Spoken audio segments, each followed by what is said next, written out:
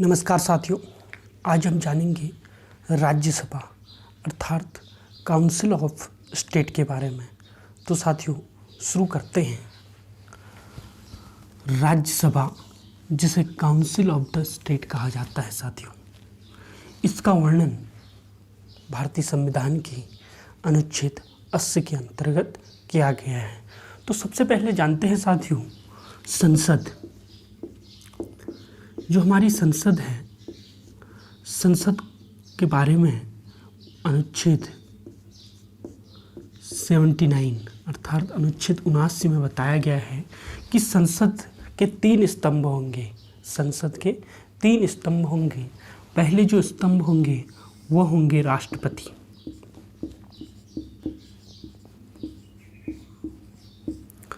और राष्ट्रपति भारतीय संविधान के अनुच्छेद 52 में है।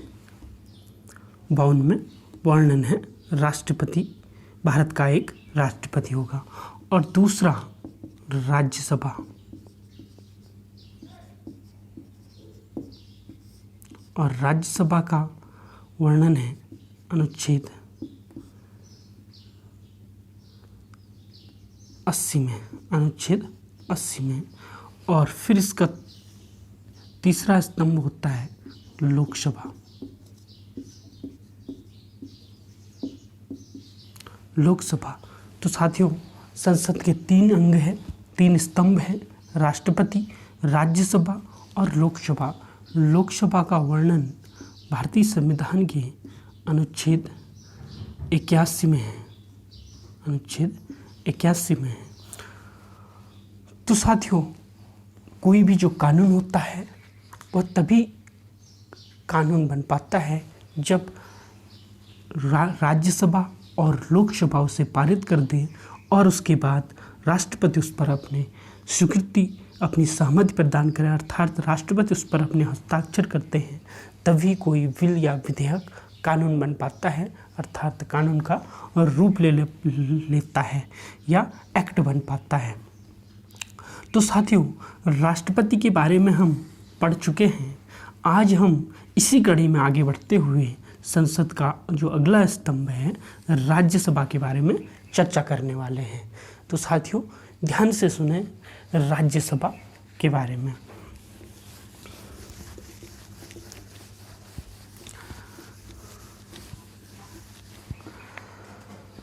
राज्यसभा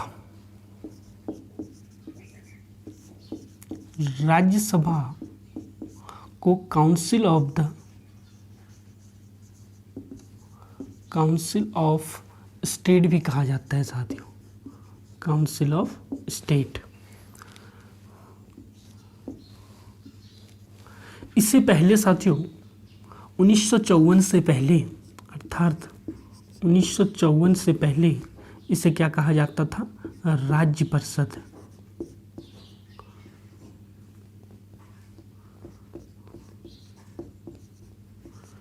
राज्य परिषद 1954 से पहले कहा जाता था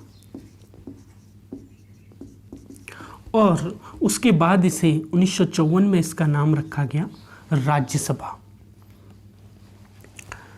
तो साथियों इसे उच्च सदन भी कहते हैं। उच्च सदन, दूसरा सदन, दूसरा चैम्बर, दूसरा चैम्बर,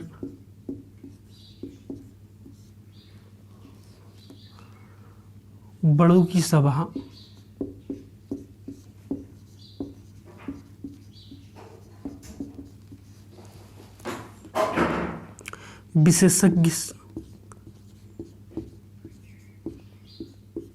विशेषज्ञों का सदन,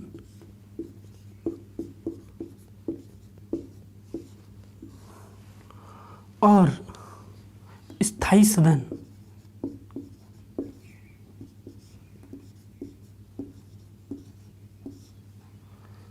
स्थायी सदन भी कहा जाता है। ये इसके नाम है साथियों। संविधान में सिर्फ एक ही है, राज्यसभा हिंदी में और काउंसिल ऑफ स्टेट इंग्लिश में। और 1954 से पहले इसे राज्य परिषद कहा जाता था और अब इसके काफ़ी नाम प्रचलित हैं, उच्च सदन, दूसरा चैम्बर, बड़ों की सभा या विशेषज्ञों का सदन या स्थायी सदन आदि नामों से राज्यसभा को जाना जाता है। अब जानते हैं इसकी संरचना कैसी है। राज्यसभा की संरचना।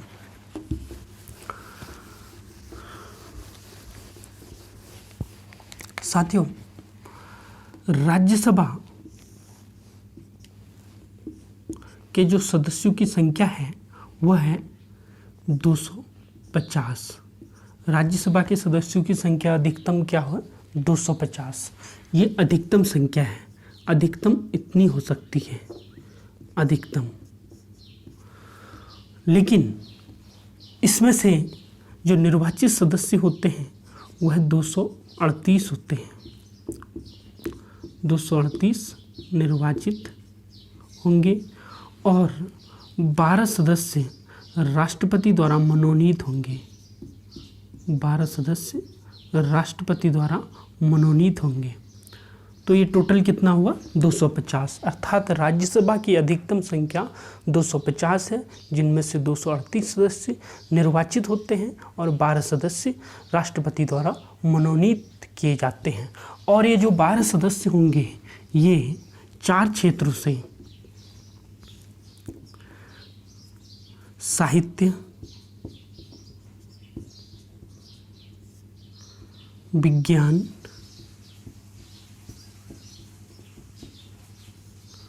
कला और समाज सेवा,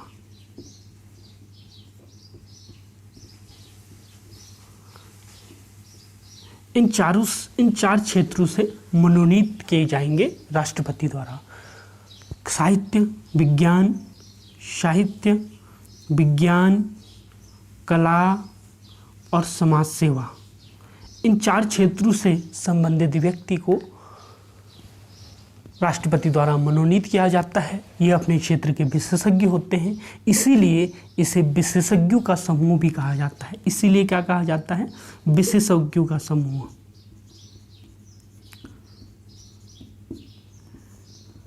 यू का सदन या विशेषज्ञों की सभा या विशेषज्ञों का सदन कह सकते हैं, या विशेषज्ञों की सभा, विशेषज्ञों की सभा। तो इसीलिए इसे कहा जाता है। और जो 238 निर्वाचित होते हैं साथियों, ये अभी वर्तमान में 238 में से सिर्फ 233 ही निर्वाचित हैं।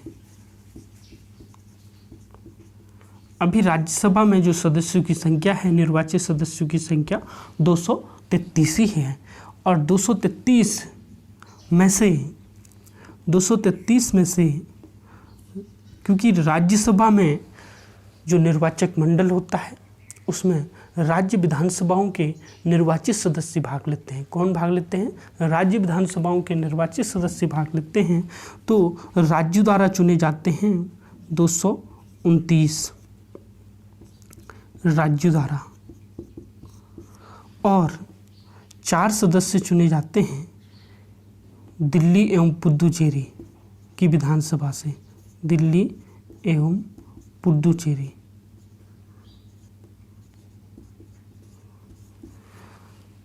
दिल्ली एवं पुडुचेरी की विधानसभा से। यह है इसकी संरचना साथियों। राज्यसभा की संरचना एक बार पुनः इसका रिवीजन कर लेते हैं। राज्यसभा में जो अधिकतम सदस्यों की संख्या निर्धारित की गई है वह 250 निर्धारित की गई है, और इसमें से 238 जो सदस्य होंगे वह निर्वाचित होंगे और 12 सदस्य मनोनीत होते हैं। और ये 12 सदस्य राष्ट्रपति द्वारा मनोनीत किए जाते हैं। किसके द्वारा? राष्ट्रपति द्वारा। राष्ट्रपति द्वारा मनोनीत किए जाते हैं, और ये होंगे साहित्य, विज्ञान, कला और समाज सेवा से जुड़े हुए विशेषज्ञ होते हैं। और जो निर्वाचित सदस्य होते हैं इसमें से अभी वर्तमान में 233 सदस्य ही निर्वाचित होते हैं। और अब जो वर्तमान संख्या है, वर्तमान संख्या किसकी? राज्यसभा की। राज्यसभा की वर्तमान संख्या 233 है जो निर्वाचित हैं, और 12 ये मिलकर।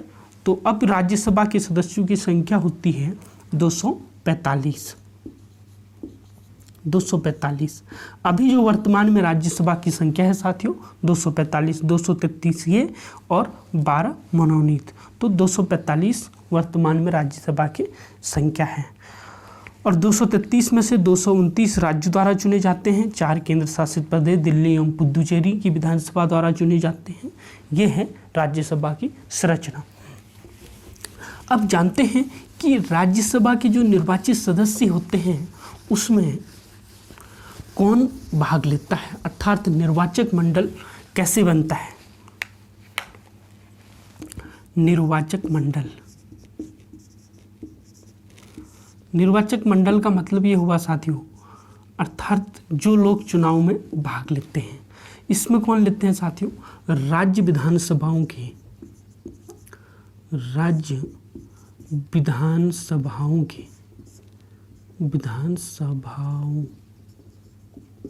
प्रत्येक राज्य की राज्य विधानसभाओं के निर्वाचित सदस्य। कौन से सदस्य, सिर्फ निर्वाचित सदस्य भाग लेते हैं। राज्य विधानसभाओं के निर्वाचित सदस्य भाग लेते हैं। तथा दूसरा, दिल्ली एवं पुदुचेरी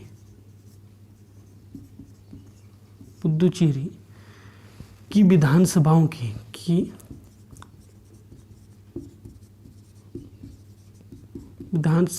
के निर्वाचित सदस्य तो जो निर्वाचक मंडल बनेगा साथियों वो बनेगा प्रत्येक राज्य की विधानसभाओं के निर्वाचित सदस्य और दिल्ली एवं पुदुचेरी की विधानसभाओं के निर्वाचित सदस्य राज्यसभा के जो सदस्य होते हैं उसके निर्वाचन में भाग लेते हैं और उनको मिलाकर निर्वाचक मंडल अर्थात इलेक्टोरल कॉलेज का गठन होता है, निर्वाचक मंडल। तो अब जानते हैं निर्वाचन कैसे होता है। निर्वाचन, देखो साथियों, जो राज्यसभा का निर्वाचन होता है, राज्यसभा के सदस्यों का जो निर्वाचन होता है यह समानुपातिक प्रतिनिधित्व प्रणाली के माध्यम से होता है। किसके माध्यम से, समानुपातिक प्रतिनिधित्व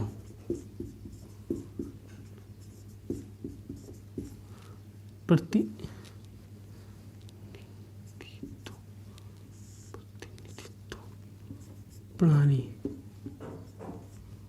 समानुपातिक प्रतिनिधित्व प्रणाली के माध्यम से एकल संक्रमणीय मत पद्धति,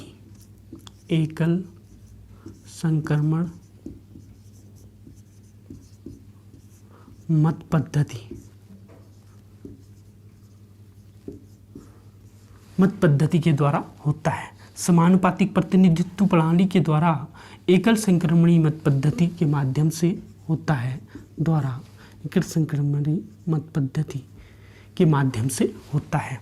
अब साथियों, समानुपातिक प्रतिनिधित्व प्रणाली क्या है? समानुपातिक प्रतिनिधित्व प्रणाली का अर्थ ये हुआ कि सभी लोगों को समान प्रतिनिधित्व मिले, चाहे क्षेत्रीय पार्टी हो, चाहे राष्ट्रीय पार्टी हो, और समाज के जो अल्पसंख्यक लोग हैं उनको हो। समानुपातिक प्रतिनिधित्व का अर्थ होता है कि सभी लोगों को जो हमारी राज्यसभा है, जो हमारी संसद है, उसमें समान प्रतिनिधित्व हो। इसीलिए इस प्रणाली को राज्यसभा के चुनाव में अपनाया गया है। ये जो समानुपातिक प्रतिनिधित्व प्रणाली के द्वारा जो हमारे भारत में चुनाव होते हैं वह राष्ट्रपति के होते हैं, उपराष्ट्रपति के होते हैं, और राज्यसभा के सदस्यों के होते हैं, और विधान परिषद के सदस्यों के होते हैं। इन चार के चुनाव जो होते हैं समानुपातिक प्रतिनिधित्व प्रणाली के द्वारा, एकल संक्रमणीय मत पद्धति के द्वारा होता है। साथियों, जो समानुपातिक प्रतिनिधित्व प्रणाली है ये दो प्रकार की होती है। एक तो एकल संक्रमणीय होती है और दूसरी सूची सिस्टम होता है। ये सूची सिस्टम में क्या होता है, सूची पद्धति सूची पद्धति में चुनाव आयोग को एक लिस्ट सौंप दी जाती है। प्रत्येक पार्टी चुनाव आयोग को एक लिस्ट सौंपती है अपने उम्मीदवारों की वरीयता क्रम में। उसको जितनी प्रतिशत इलेक्शन में सीटें मिलेंगी उतने उसके प्रत्याशी संसद में जाएंगे। तो ये होता है सूची सिस्टम। ये सूची सिस्टम भारत में प्रचलित नहीं है, लेकिन एकल संक्रमणी मत पद्धति भारत में राष्ट्रपति के चुनाव में, किस में, राष्ट्रपति के चुनाव में और उपराष्ट्रपति के चुनाव में और राज्यसभा के चुनाव में और विधान परिषदों के चुनाव में, विधान परिषद के चुनाव में क्या अपनाया जाता है? एकल संक्रमणी मत पद्धति समानुपातिक प्रतिनिधित्व प्रणाली के माध्यम से। अब ये एकल संक्रमणी मत पद्धति क्या होती है साथियों? एकल संक्रमणी मत पद्धति का मतलब ये होता है, अर्थात एकल संक्रमण का मतलब होता है ट्रांसफरेबल। संक्रमण का मतलब होता है ट्रांसफरेबल। इसे स्थानांतरणी भी कहते हैं या हस्तांतरणी भी कहते हैं। एकल स्थानांतरणी मत पद्धति या एकल हस्तांतरणी मत पद्धति या इंग्लिश में इसे ट्रांसफरेबल कहते हैं। सिंगल ट्रांसफरेबल वोट सिस्टम, अर्थात the vote which is a transferable, अर्थात एक मत प्रत्याशी जो हमारा मतदाता होता है उसका मत एक ही होता है, लेकिन वह मत ट्रांसफर होता है, हस्तांतरणी होता है, संक्रमणीय होता है। तो इसीलिए इसे कहते हैं एकल संक्रमणी मत पद्धति, जिसके बारे में हमने चर्चा राष्ट्रपति के निर्वाचन वाली वीडियो में काफ़ी और उपराष्ट्रपति से संबंधित वीडियो में काफ़ी विस्तृत चर्चा की है। आप उसको देख लीजिएगा, लेकिन शॉर्ट रूप में समझते हैं क्या होता है। इसमें क्या होता है कि एक बैलेट पेपर होता है, इसमें उम्मीदवार होते हैं हमारे A, B, C, D। इसमें हमने अपने उम्मीदवारों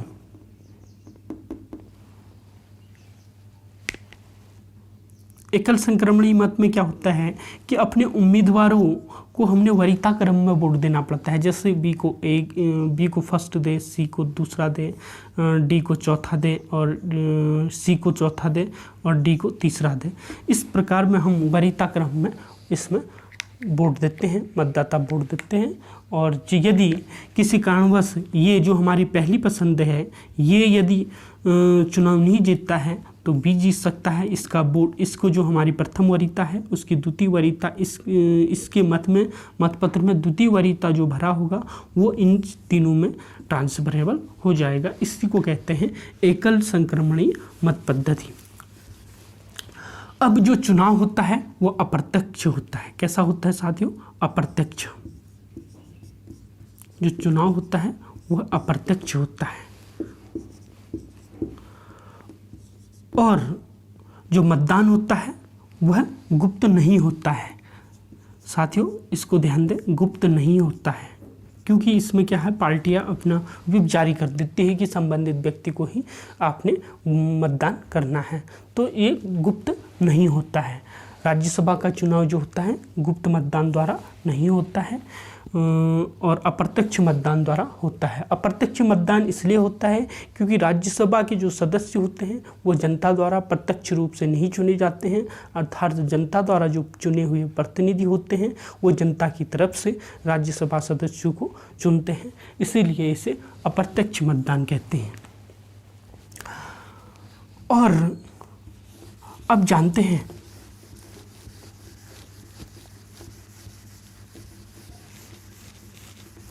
कौन व्यक्ति योग्य होता है राज्यसभा के सदस्य बनने के लिए। योग्यता या इसे ही अर्हता भी बोलते हैं। अर्हता, पहला वह भारत का नागरिक हो, भारत का नागरिक हो। दूसरा, आयु जो है 30 वर्ष पूरी कर चुका हो।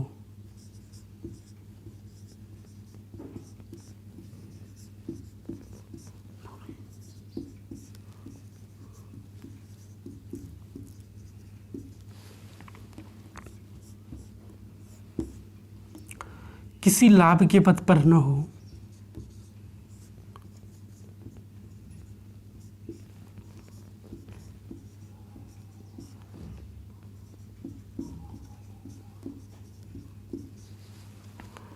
चौथा,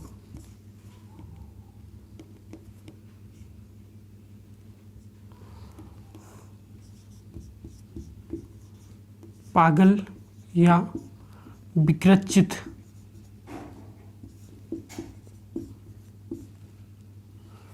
न हो।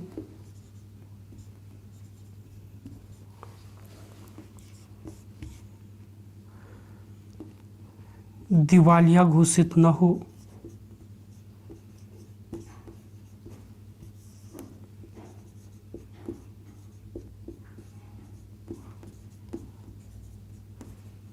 ये इसके योग्यता है, अर्थात भारत का नागरिक होना चाहिए उसको, और 30 वर्ष की आयु पूरी की होनी चाहिए, और किसी लाभ के पद पर नहीं होना चाहिए, और पागल या विकृत न हो, और दिवालिया घोषित न हो। ऐसा व्यक्ति ही राज्यसभा के चुनावों के लिए उम्मीदवार हो सकता है। यह है योग्यता। अब जानते हैं साथियों,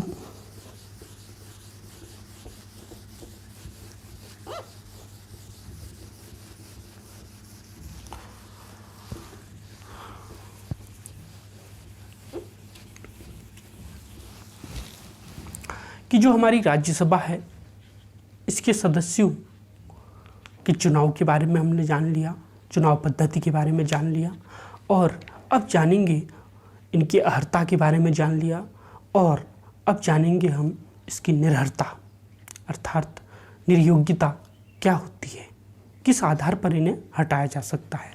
अर्थात जो राज्यसभा के सदस्य होते हैं, राज्यसभा के सदस्य या तो ये त्यागपत्र दे दें, त्यागपत्र। अब त्यागपत्र किसको देंगे? राष्ट्रपति को देंगे। किसको देंगे? राष्ट्रपति को। राज्यसभा के जो सदस्य होते हैं वो त्यागपत्र किससे देते हैं? राष्ट्रपति को।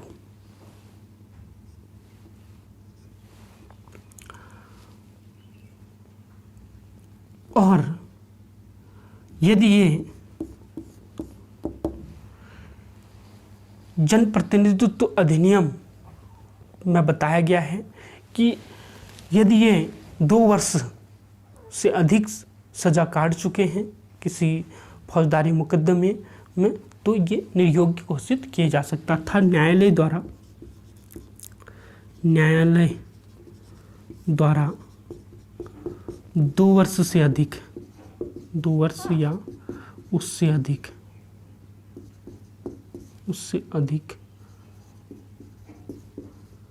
की सजा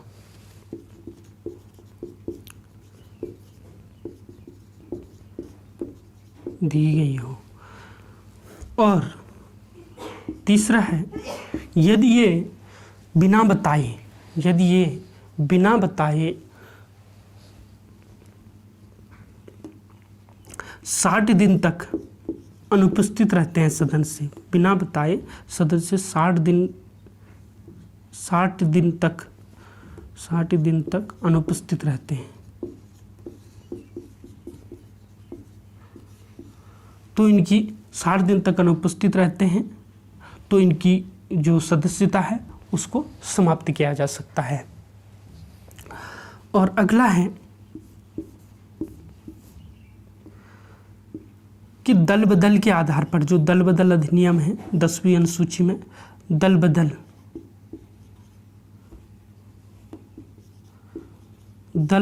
अधिनियम, जो दल बदल अधिनियम के अंतर्गत दोषी करार दे दिए गए हो तो ऐसे व्यक्ति को भी राज्यसभा की सदस्यता से त्यागपत्र देना पड़ता है। त्यागपत्र नहीं, हटा दिया जाता है, राज्यसभा की सदस्यता त्यागनी पड़ती है। तो ये हैं निर्हरताएं। अब जानते हैं हम कार्यकाल। साथियों, कार्यकाल के बारे में अर्थात पदावधि, जो राज्यसभा का कार्यकाल होता है, इसके बारे में संविधान में वर्णन नहीं है। तो साथियों, यदि क्वेश्चन आता है कि राज्यसभा का कार्यकाल कितना होता है, क्या इसका वर्णन संविधान में है, तो संविधान में वर्णन नहीं है। संविधान में वर्णन नहीं, कार्यकाल का संविधान में वर्णन नहीं है। इसके कार्यकाल के बारे में संविधान ने संसद को सौंप दिया है कि आप इस संबंध में विधि बनाएंगे। तो संसद ने जो लोक प्रतिनिधित्व अधिनियम 1951 है, लोक प्रतिनिधित्व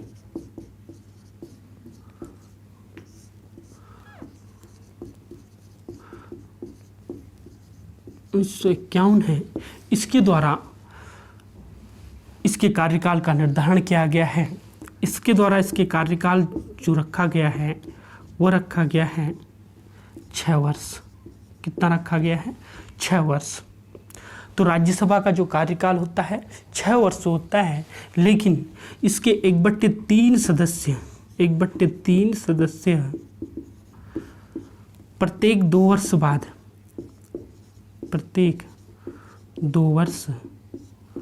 बाद सेवानिवृत्त होते हैं। सेवानिवृत्त। तो साथियों, कार्यकाल 6 वर्ष है और 1/3 सदस्य प्रत्येक 2 वर्ष बाद सेवानिवृत्त होते हैं। यदि प्रत्येक 2 वर्ष बाद 1/3 सदस्य सेवानिवृत्त होंगे तो प्रत्येक 2 वर्ष बाद 1/3 सदस्यों का चुनाव भी होता है। तो राज्यसभा के सदस्यों का चुनाव कब होता है? 2 वर्ष के बाद होता है। कब होता है साथियों? 2 वर्ष के बाद। जैसे लोकसभा के सदस्यों का चुनाव प्रत्येक 5 वर्ष के बाद होता है, तो राज्यसभा के सदस्यों का जो चुनाव होता है वह 2 वर्ष बाद होता है। चुनाव 2 वर्ष बाद। अब ये रिटायर कैसे होते हैं, इस प्रोसेस को समझते हैं हम। इस प्रोसेस को समझते हैं। जैसे अभी 2020 में इनके चुनाव होने हैं। जैसे हम समझते हैं चुनाव 12 में हुए, 14 में हुए, 16 में हुए, 18 में हुए और 20 में होंगे अभी। तो जैसे 1/3 सदस्य माना 100, राज्यसभा के सदस्यों की संख्या 100 है माना, क्योंकि आज समझने के लिए आसान है। तो 100 का 1/3 सदस्य, 1/3 का मतलब होता है 33.3 सदस्य। ये सदस्य 2012 में चुने गए। इनको 2018 में 6 साल पूरे होंगे। 2018 में कितने? 6 साल पूरे होंगे। तो 2018 में देखो कब भरे जाएंगे? पहले सदस्य से, फिर 33.3 सदस्य 14 में, फिर 33.3 सदस्य 16 में भरे जाएंगे। और जो पहले वाले सदस्य होंगे ये 18 में इनका कार्यकाल पूरा हो जाएगा और ये 33.3 सदस्य रिटायर हो जाएंगे, सेवानिवृत्त हो जाएंगे, सेवानिवृत्त। और इतने ही सदस्य जो होते हैं चुने जाएंगे 18 में। तो साथियों, जो सीटों की संख्या है वह बराबर होती है। 18 में सेवानिवृत्त हुए और 18 में ही चुने गए। अब 20 में जो 14 में चुने गए थे वो 20 में रिटायर हुए हैं और 20 में ही नए सदस्यों का चुनाव होता है।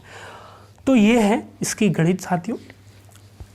अब जानते हैं जो ये सदस्य होते हैं क्या ये पुनः चुने जा सकते हैं? हाँ साथियों, ये सदस्य पुनः निर्वाचित होने के योग्य होते हैं। और इन सदस्यों के वेतन भत्तों से संबंधित जो अधिनियम बनाए हैं, संसद ने पारित किया है, उसके अनुसार इन्हें वेतन भत्ते दिए जाते हैं। और दूसरी जो महत्वपूर्ण बात है, जो राज्यसभा में सीटों का आवंटन है,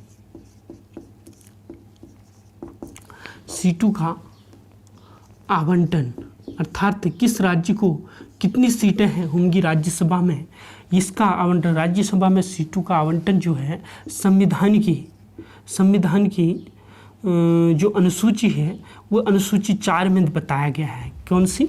अनुसूची 4 में।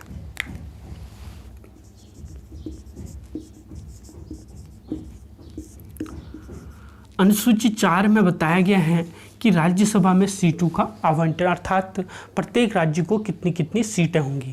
और ये सीटें जो है साथियों, सीटों का जो आवंटन है वो जनसंख्या के आधार पर है। इस बात को ध्यान दें, राज्यसभा में जो सीटों का आवंटन किया गया है यहाँ भारत में, वह जनसंख्या के आधार पर किया गया है। किसके आधार पर?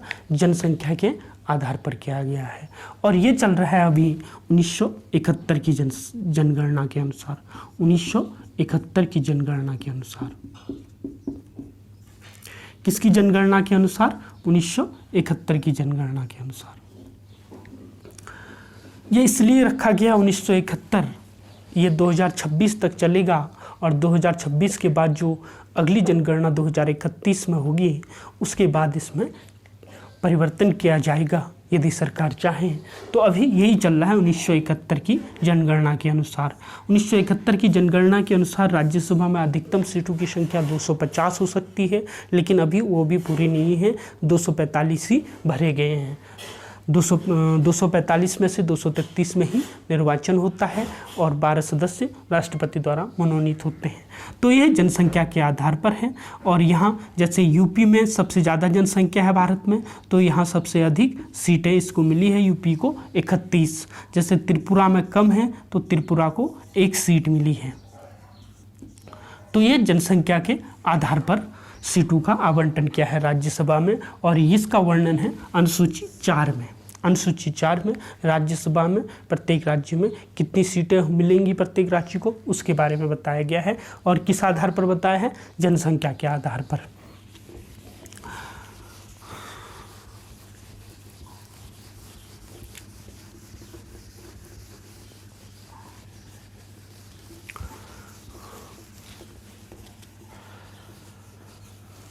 तो साथियों, जनसंख्या के आधार पर जो भारत में राज्यसभा में सीटों का आवंटन है, यह अमेरिका में नहीं है।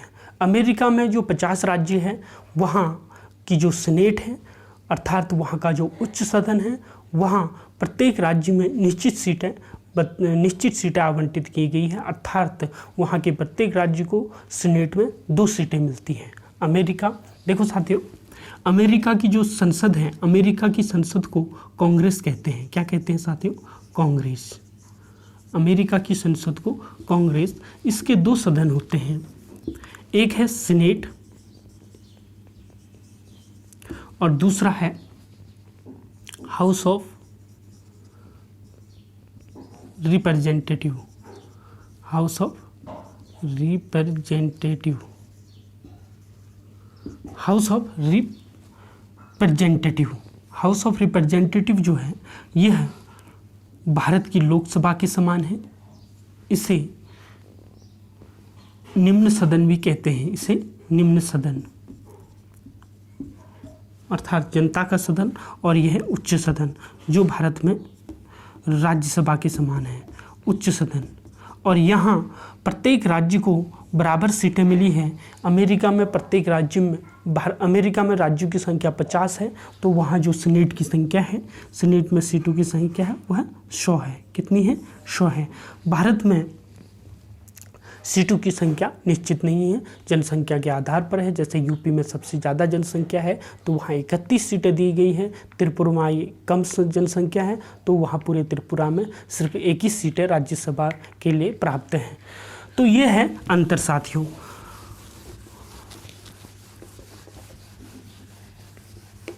अब जानते हैं साथियों कि जो राज्यसभा है,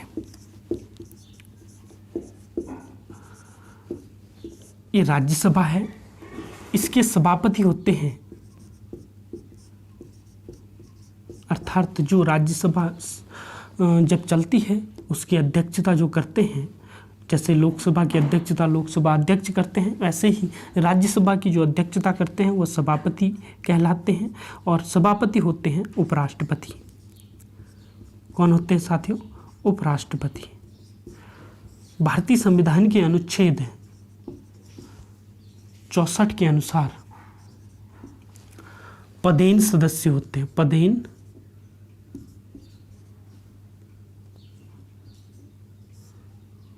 पदेन सभापति, राज्यसभा के पदेन सभापति होंगे। पदेन सभापति कौन होंगे? उपराष्ट्रपति होंगे अनुच्छेद 64 के अनुसार। और एक ये तो राज्यसभा के उपसभापति होंगे, सभापति होंगे। अब दूसरे होते हैं उपसभापति। कौन होते हैं? उपसभापति।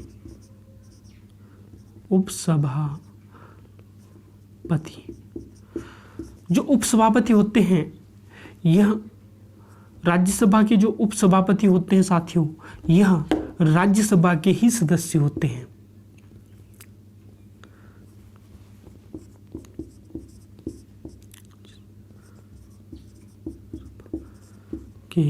सदस्य। तो साथियों, जो राज्यसभा है उसकी अध्यक्षता उपराष्ट्रपति करते हैं, अर्थात उपराष्ट्रपति को सभापति कहा जाता है। राज्यसभा के जो सभापति होते हैं वो उपराष्ट्रपति होते हैं। भारतीय संविधान के अनुच्छेद 64 के अंतर्गत जो उपराष्ट्रपति होते हैं वो राज्यसभा के पदेन सभापति होते हैं, लेकिन यह राज्यसभा के सदस्य नहीं होते हैं।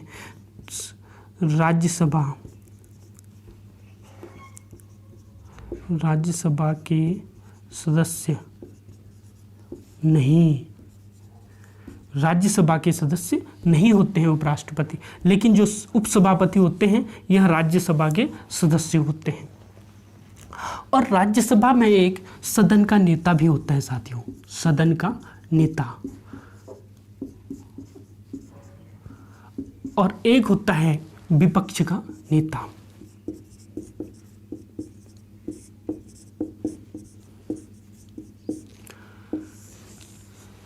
इन चीज़ों का वर्णन संविधान में नहीं है साथियों, इन दोनों का वर्णन संविधान में नहीं है,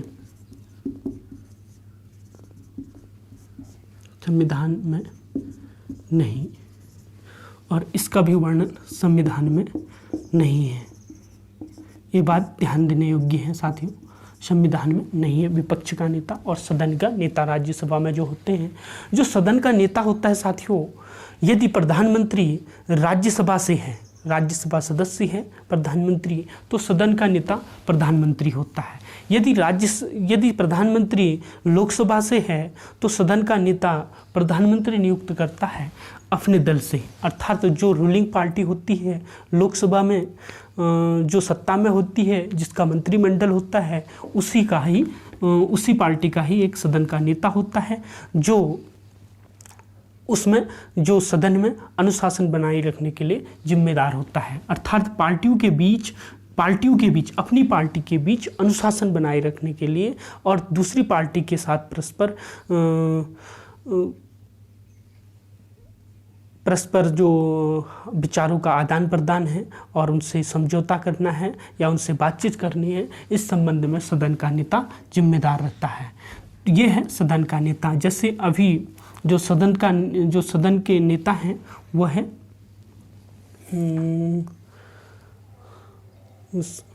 अभी जो सदन के जो हमारे नेता हैं वो बीजेपी से हैं। कौन से हैं? बीजेपी, क्योंकि बीजेपी ही अभी रूलिंग पार्टी है, इसलिए सदन का नेता भी बीजेपी और विपक्ष का नेता कांग्रेस से है।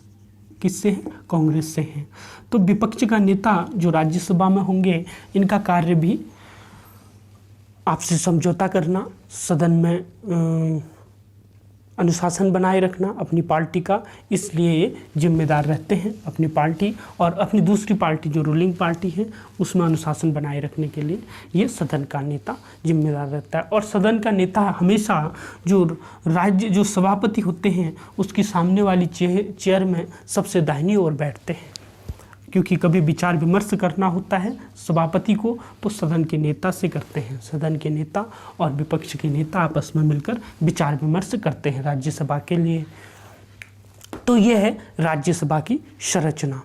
तो साथियों, धन्यवाद वीडियो देखने के लिए, और इस वीडियो को अधिक से अधिक शेयर कीजिए और लाइक कीजिए और सब्सक्राइब करने के लिए लोगों को प्रोत्साहित करें। Thank you.